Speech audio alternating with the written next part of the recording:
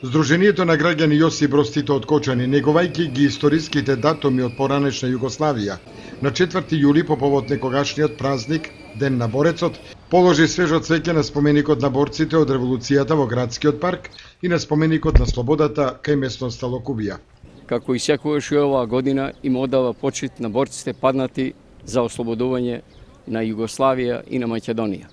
Ден кога во Белград Централниот комитет на Комунистичката партија на Југославија донесе одлука за кревање на оружено востание против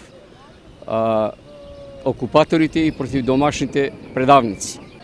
Тоа и се случи набрзо потоа, бидејќи почна серија на востанија низ Југославија. Така, на 7 јули пукна првата пушка во Србија, на 13 јули во Црна Гора, на 22 јули во Словенија, на 27 јули во Босна и Херцеговина и во Хрватска, а на крајот на 11 октомври и во Република Македонија. Тоа ја покрена ослободителната војна против непријателите, против домашните слуги, кое што на крајот резултираше со ослободување на Југославија. По тој повод ние како здружение им оддаваме почит на сите паднати борци за ослободување на оваа земја.